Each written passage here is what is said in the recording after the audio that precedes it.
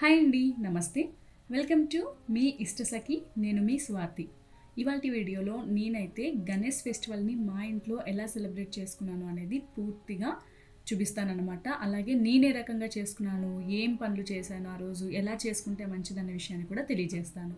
నేనైతే ముందుగా ఉదయం లేవగానే గడపలన్నీ కూడా శుభ్రంగా కాస్త వాటర్లో డెటాల్ వేసి వైపర్తో లేదా కాటన్ క్లాత్తో నీట్గా తుడిచేస్తాను అనమాట. ఎలాంటి ఫెస్టివల్, ఏ ఫెస్టివల్ సెలబ్రేట్ చేసుకోవాలన్నా ముందు మనం గడపకి పూజ చేసుకోవడం తప్పనిసరి. చక్కగా పూజా మందిరంలో ఉన్న గడపకి, తర్వాత సింహద్వారం యొక్క గడపకి కూడా చక్కగా పసుపుని రాసి, అలాగే బియ్యం పిండి బొట్లు, కుంకుమతో బొట్లు పెట్టుకొని అలంకారం చేసుకోవాలి. ఈ రకంగా అలంకారం చేసుకోవడం వల్ల గడప చాలా కళగా ఉంటుంది. మనం చేసుకునే పూజ లేదా ఫెస్టివల్స్ కానీ అలాంటి పాజిటివ్ ఫీలింగ్ అంతా కూడా మనకి ఎక్కువగా అనిపిస్తుంది అనమాట. గడప శుభ్రంగా లేకుండా ఎంత శుభ్రం చేసినా కూడా మనకి ఫుల్ఫిల్ అవ్వదు కదా. అందుకోసమే ఖచ్చితంగా మనం ఎలాంటి ఫెస్టివల్ కానీ లేదా ఎంత చిన్న పూజ చేసుకున్నప్పుడైనా ఖచ్చితంగా మనం మన హిందూ సాంప్రదాయ ప్రకారం ముందుగా గడపనైతే పూజించుకోవాలి. ఈ రకంగా నేనైతే ఉదయం లేవగానే చక్కగా గడపలను అయితే అలంకారం చేసుకున్నాను.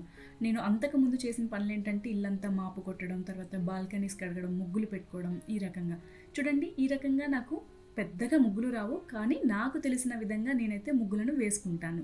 ఇదే రకంగా సింహద్వారం దగ్గర కూడా వేసుకున్నాను అన్నమాట. ఇప్పటికైతే ఇంకా ఏమీ స్టార్ట్ చేయలేదు వినాయకుడి కోసం. ఇది ఈశాన్య మూల వేసుకున్న ముగ్గు. అక్కడ నేను రాగి చెంబుతో నీళ్ళను పెట్టుకుంటాను. బయట బాల్కనీలో కూడా చక్కగా ముగ్గులు పెట్టుకున్నాను. సింహద్వారాన్ని కూడా చక్కగా అలంకరించుకున్నానని చెప్పాను కదా. పసుపు అలాగే కుంకుమతో చక్కగా నేను బొట్లు అనేవి పెట్టుకున్నాను. మన హిందూ సాంప్రదాయ ప్రకారం అయితే ముందుగా మనం గడపకే పూజ చేసి ఆ తర్వాత ఇంట్లో అన్ని పూజలు చేసుకోవచ్చు. మన పెద్దలు మనకి తరచూ చెప్పే మాటే. ఇప్పుడు మనం వినాయకుడిని అయితే ఇంట్లో ప్రతిష్టాపన చేసి పూజ చేసుకోవాలి కదా. మరి దానికి నేను ముందుగా పీటల్ని సిద్ధం చేసుకున్నాను. పీటలు శుభ్రంగా ఒక క్లాత్తో తుడిచి దానిపైన నేను పసుపు కొద్దిగా వాటర్లో కలిపి ఆ పసుపుని అప్లై చేసుకున్నాను. పసుపు చాలామంది ఎక్కువగా వేస్ట్ చేస్తూ ఉంటారండి, కానీ అలా వేస్ట్ చేయకూడదు. మన పెద్దవాళ్ళు చెప్తూ ఉంటారు, భగవంతుడు లెక్క ప్రకారమే పసుపు కుంకుమ ప్రతి ఒక్కరికి ఇచ్చే ఉంటారు ముందు అని. కనుక మనం ఎక్కువ వృధా చేయకుండా కొద్దిగా పసుపుని కాస్త పల్చగా కలిపి అంతటా అప్లై చేసుకొని చక్కగా ముగ్గులు పెట్టుకోవాలి. నేను చాలామందిని గమనిస్తూ ఉంటానన్నమాట. పసుపుని బాగా వృధా చేస్తారు, ఎక్కువ పేస్ట్ లాగా ప్రిపేర్ చేసి రుద్దుతూ ఉంటారు. అలా కాదు, కొద్దిగా పసుపునైనా కూడా మనం చక్కగా వాటర్లో డిల్యూట్ చేసి నీట్గా అప్లై చేస్తే బాగుంటుంది. పసుపు ఎక్కువగా వేస్ట్ చేయకూడదని కూడా మన పెద్దలు అంటూ ఉంటారు. చూడండి, పీట పెట్టుకునే ముందు కింద కూడా నేను చక్కగా పసుపుతో అంతా అలికి ఆపై ముగ్గు పెట్టుకున్నాను. ఆపై నేను పీటని ప్లేస్ చేశాను అనమాట. ఎప్పుడైనా మనం వినాయకుడనే కాదు, ఎలాంటి భగవంతుడికైనా పీటని ఏర్పాటు చేసినప్పుడు పీట మీద అంచు ఉన్న క్లాత్నే వేసుకోవాలి. తెల్లని వస్త్రం, దానికి చక్కగా అంచు ఉండాలి. అంచు కూడా గట్టిగా ఉండాలి. పిల్లలు ఆ విధంగా చేపెట్టి డిస్టర్బ్ చేస్తున్నారండి. మీరు అక్కడ ఏదో అనుకుంటున్నట్టున్నారు. పిల్లల చేతికి కెమెరా ఇవ్వడం వల్ల వాళ్ళు ఇష్టం వచ్చినట్టుగా వీడియోస్ అనేది తీసేశారు. మా పిల్లలు నేను అక్కడ ఏర్పాటు చేసేలోపు వినాయకుడి దగ్గరికి వచ్చి వినాయకుడితో ముచ్చట్లు చెప్తూ కాస్త అట్టి ఇది తొండం అలా ఉంది, కాలు ఇలా ఉన్నాయి అని మాటలు చెప్పుకుంటూ ఉంటున్నారు. నా భయం ఏంటంటే వాళ్ళు ఎక్కడ ఎత్తేస్తారా అని భయం. పూజా రూమ్ని అయితే నేను ముందు రోజు నైట్ అలంకారం చేసుకున్నాను. ప్రతి సంవత్సరం అయితే ఉదయం పూట అలంకారం చేసుకునే వాళ్ళం, కానీ నాకు టైం సరిపోవట్లేదు అని ముందు రోజు నైటే పూలమాలలు కట్టడం, పాల వెల్లినైతే ప్లేస్ చేసుకోలేదు. కాబట్టి నేను మాకున్న ఫెసిలిటీస్ వల్ల, నాకున్న ఆప్షన్స్లో నేనైతే దారాన్ని కట్టి పాల వెల్లిలాగా ప్రిపేర్ చేసి దానికి నేను ఫ్రూట్స్ని, పత్రిని వేలాడదీశాను. అది కూడా నేను మీకు క్లియర్గా చూపిస్తాను. ఆరాధ్య వాళ్ళకి ఏం చెప్తున్నానంటే, పీఠం మీద కొద్దిగా బియ్యం వేయండి. అసలు ప్రతి ఇంట్లో కూడా మనం పిల్లల్ని శ్రద్ధగా కూర్చోబెట్టి పిల్లలతో చేయిస్తే వినాయక చవితి అనేది చాలా బాగుంటుంది. అండ్ పిల్లలకి మంచిది, మనకి మంచిది. వినాయకుడు జ్ఞానాన్ని కూడా ప్రసాదిస్తాడు అన్న విషయం అందరికీ తెలిసిందే. అలాంటి జ్ఞానం మన పిల్లలకి ఖచ్చితంగా ఉండాలి కదా. అందుకే నేను మా పిల్లలతో కాస్త పీఠం మీద బియ్యం వేయిస్తున్నాను. ప్రతి సంవత్సరం నేను పిల్లలతోనే వినాయకుడిని అక్కడ ప్రతిష్టాపిస్తానన్నమాట. కానీ ఈ సంవత్సరం ఆదిత్య ఎందుకో ముందుకు రాలేదు. నాకు కూడా భయం వేసింది. కాస్త ఐడల్ వెయిట్గా ఉంది, విగ్రహం కొద్దిగా బరువుగా ఉంది. మా పిల్లలకి పిఓపి గణేష్ ఇష్టం అన్నమాట, కలర్ఫుల్గా ఉంటుందని. వాళ్ళ కోసమే మేము తీసుకున్నాము. దానిపై మేము చిన్న మట్టి గణేష్ని కూడా తీసుకుని పూజించుకున్నాము. నేను ఆరాధ్య అయితే విఘ్నేశ్వరుని తెచ్చి అక్కడ ప్రతిష్టాపన చేశాము. ఈలోపు మన ఆదిత్య ఇంకా మా అబ్బి జై బోలో గణేష్ మహారాజ్కి జై అని పాటలు పాడుతున్నారు, మోరియా మోరియా అని. పిల్లలకి ఎంత ఇష్టమో కదండి వినాయక చవితి అంటే. ఎంతో ఇష్టంగా పిల్లలు ఎంతో ఆహ్లాదంగా చేసుకునే పండుగ వినాయక చవితి. కనుక మనం కూడా మన పిల్లల్ని దగ్గర ఉంచుకొని ఈ పండుగకి అన్నీ చేస్తూ ఉంటే పిల్లలకి కూడా ఇవన్నీ అలవడతాయి. అలాగే పిల్లలకి కూడా మన హిందూ ధర్మము, మన పండుగలు అంటే ఏంటి అన్న విషయం క్లుప్తంగా తెలుస్తుంది. చూసారా మా వినాయకుడు ఎంత అందంగా ఉందో. శ్వేత గణేష్ అని అంటారంట, వైట్ కలర్లో ఉందండి. కెమెరాకి ఇంకొంచెం కలర్ షేడింగ్గా పడింది కానీ అసలు మంచి వైట్. సరస్వతీదేవి యొక్క కలర్ ఎలా ఉంటుంది మనకి మట్టి విగ్రహాల్లో, ఆ రకమైన తెలుపు ఛాయ నాకు అక్కడ చూడగానే నచ్చింది. ఇంకా తెచ్చేసుకున్నాను అనమాట, కలగా అనిపించింది. ఇంకా తెచ్చి ఈ రకంగా పూజ అయితే చేసుకుంటున్నాము. అరటి చెట్లను కూడా నేను ఎవ్రీ ఇయర్ ప్లేస్ చేస్తా, పక్కన పెడుతూ ఉంటాను. అరటి చెట్లకి అమెజాన్లో స్టాండ్స్ అయితే ఉన్నాయి కానండి, నాకు అవి పెద్దగా నచ్చలేదు. అంటే ఎంప్టీనెస్గా కనబడుతున్నాయి. అందుకే నాకు అనిపించింది ఈ రకంగా నేను బయటికి వెళ్ళినప్పుడు ఫైబర్ పాట్స్ తెచ్చి అందులోనే బియ్యం వేసి పెడితే చూడ్డానికైనా పాట్స్ బాగుంటాయి కదా, మనం బంతిపూలతో కూడా అలంకరణ చేస్తే బాగుంటాయని. మరి ఆ గ్రీన్ కలర్, స్టీల్ కలర్లో ఉన్నాయి కానీ అవి నాకు వెల్తిగా అనిపించాయి, అందుకే స్కిప్ చేసేసాను. ఇంకా అన్నీ అక్కడ ఏర్పాటు చేసుకొని దీపారాధన కోసం దీపాలు పెట్టుకోవడం, ఆచమనం కోసం ఉద్ధరణి, పంచపాత్ర, ఇలాంటివన్నీ కూడా నేను చక్కగా ఏర్పాటు చేసుకుంటున్నాను. పిల్లలకి అన్నీ అందించమని చెప్తాను. పిల్లలకి కూడా ప్రతిదీ తెలియాలి అని నేను నా పిల్లలతోనే అన్నీ చేయిస్తూ ఉంటాను అనమాట. చిన్న చిన్న పనులండి. ఇంట్లో పిల్లలకి పండగ అన్నప్పుడు మనతో పాటు వాళ్ళకు కూడా చిన్న చిన్న పనులు చెప్తే వాళ్ళు కూడా ఆ పండగని ఫీల్ అవుతారనమాట. పూజ మెయిన్ డోర్కి ఉన్న హుక్స్కి కలిపి దారాలు అయితే స్టార్ షేప్లో లాగా కట్టారు. దానికి మేము ఫ్రూట్స్, పత్రి, పుష్పాలు ఇలా వేలాడదీసామన్నమాట. చాలా అసలు అందంగా ఉందండి, చాలా అందంగా కూడా అనిపించింది మాకు.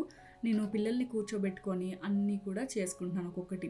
మనము గణపతి పూజ చేసుకున్నప్పుడు ప్రథమంగా భక్తితో చేసుకోవాలి. అలాగే మన పిల్లల్ని కూడా ఖచ్చితంగా ఈ పూజలో పాల్గొనమని అడగాలి. ఎందుకంటే ఇది పిల్లలకి సంబంధించిన పూజే కదండి. అయితే మనకి అవసరం లేదా అని మీరు అడగచ్చు, మనకి కూడా అవసరమే. వినాయకుడిని ప్రార్థించుకోవడం వల్ల మనకి ఎలాంటి విఘ్నాలు ఉండవు అని మన పెద్దలు ఎప్పుడూ అంటూ ఉంటారు.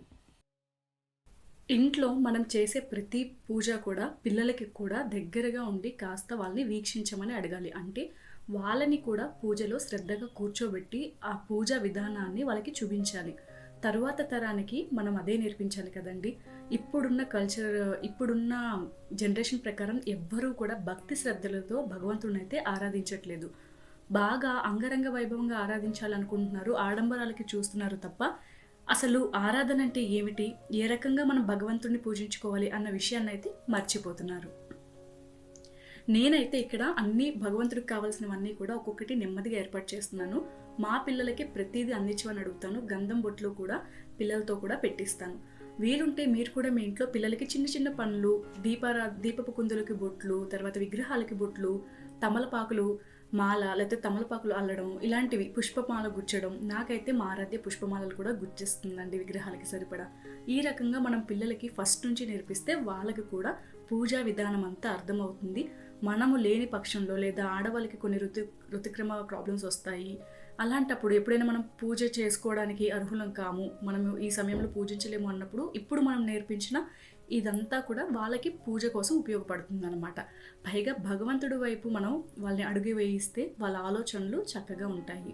విఘ్నేశ్వరుడికి గరిక అంటే చాలా ప్రీతండి. అలాగే గరికతో పాటు 21 రకాల పత్రి కూడా మనం పెట్టాలి వినాయక చవితికి, అందరికీ తెలిసిందే. అయితే విపరీతమైన నైవేద్యాలు ఏమీ ఉండక్కర్లేదు వినాయక చవితి రోజు. భగవంతుడికి నూనెలో వేగిన పదార్థాలంటే ఇష్టం ఉండవు.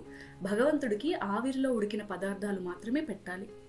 చాలామంది డీప్ ఫ్రై ఐటమ్స్ అయితే నైవేద్యంగా పెడుతున్నారు, కానీ వినాయకుడికి మాత్రము చక్కగా ఆవిరిలో ఉడికించిన ఉండ్రాళ్ళు లేదా ఆవిరిలో ఉడికించిన ఏ పదార్థమైనా కూడా పెట్టచ్చు అనమాట. ఆవిరితో ఉడికిన పదార్థాలే విఘ్నేశ్వరుడికి ప్రీతి. మేమైతే పప్పు ఉండ్రాళ్ళు, చప్పటి ఉండ్రాళ్ళు పెడతాము, అలాగే వడపప్పు, పానకం. ముఖ్యంగా మనం ఈ పూజకి అరటిపళ్ళు, కొబ్బరికాయను కూడా ఉపయోగించుకోవాలి. మనము కలశారాధన కూడా చేసుకోవాలండి. కలశారాధన ఆచరణం లేని వాళ్ళు కలశం పెట్టుకోకపోయినా పర్లేదు, కానీ ఎలా అంటే కలశం పెట్టుకునే అవకాశం ఉండి కూడా పెట్టుకోకపోతే, అంటే పెట్టుకోకపోతే చెడవుతుందని చెప్పను, పెట్టుకుంటే చాలా మంచిది. మనము విఘ్నేశ్వరుడు ఏదైనా కూడా వ్రతం పూజ అన్నప్పుడు కలశారాధన ఖచ్చితంగా చేసుకోవాలి. విఘ్నేశ్వరుడు పూజప్పుడు కూడా మనం కలశం అయితే పెట్టుకోవాలి. దీన్ని లక్ష్మీ కలశం అని కూడా అంటారు.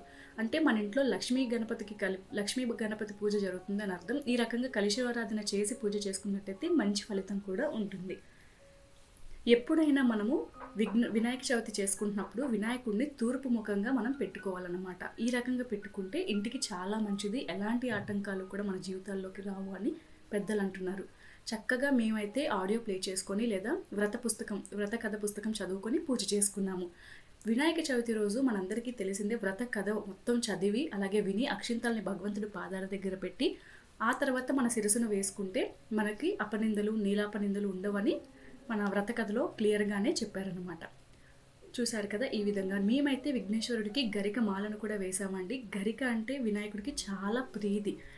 ఎందుకు గరిక అంటే ప్రీతి అనే విషయము మనకి ఒక చిన్న కథ రూపంలో చెప్పారు. ఆ కథ ఏంటంటే, పూర్వము యమధర్మరాజుకు ఒక కొడుకు పుట్టాడనమాట. ఆయన పేరు అనాలసారుడు. అయితే అనాలసారుడికి అగ్ని తేజస్సు ఉండేదట. ఎంత వేడి అంటే, అగ్ని తేజస్సు అంటే చాలా వేడి కదండి. ఆ వేడికి ప్రజలు తట్టుకోలేకపోయేవాళ్ళు. పైగా అతను రాక్షస బుద్ధులతో ఉండేవాడు. అప్పుడు విఘ్నేశ్వరుడికి ఈ విషయం తెలిసి చాలా కోపం వచ్చి విఘ్నేశ్వరుడు ఏం చేశాడంటే, వినాయకుడు తన బొటన వేలుతో అనాలసారుడిని నలిపి ఒక ఉండలాగా చేసి మింగేశాడట. అయితే అనాలసారుడు బాగా అగ్ని తేజస్సుడు, వేడి తాపం కదండి. ఈ వేడి అనేది వినాయకుడు పొట్టలో ఉండి ఆ వేడి అనేది బయటికి కూడా కనిపిస్తూ ఉండేది. అంటే విఘ్నేశ్వరుడు మింగేశాడు కాబట్టి అతని బాడీ అంతా కూడా హీట్ రెడ్యూస్ అవుతూ ఉండేది. అప్పుడు ఈ ప్రజలంతా భయపడి పరమేశ్వరుడు దగ్గరికి వెళ్ళి, తండ్రి ఈ విధంగా జరిగింది, వినాయకుడు అనాలసారుడిని మింగేశారు, ఆయన పొట్టలో అంతా వేడిగా ఉంది అని చెప్తే అప్పుడు శివుడు చెప్పాడంట, ఏమీ బాధపడకండి, కంగారేమీ లేదు, గరికతో పూజ చేయండి. మనము వినాయకుడికి దుర్వాయుగ్మ పూజ మీరు చేయాలి అంటే అప్పుడు ఈ ప్రజలందరూ గరికతో పూజిస్తే వినాయకుడు పొట్టలో కాస్త చలువ అయింది అని మనకి కథల రూపంలో అయితే తెలియజేస్తున్నారు. మా పిల్లలు ఇక్కడ గుంజీలు తీస్తున్నారండి. వినాయకుడికి పిల్లలు గుంజీలు తీస్తే చాలా ఇష్టం కదా, మనము కూడా తీయాలండి.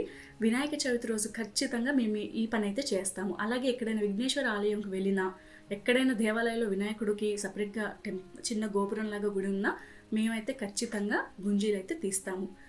చెప్పాను కదా, మేము పాలవెల్లి అయితే పెట్టలేదు. ఈ రకంగా మొత్తం దారాలతో పాలవెల్లిలా క్రియేట్ చేసి దానికి మేము పుష్పాలు, పత్రి ఏమో మీద వేశాను, ఫ్రూట్స్ ఈ రకంగా వేలాడదీశాను.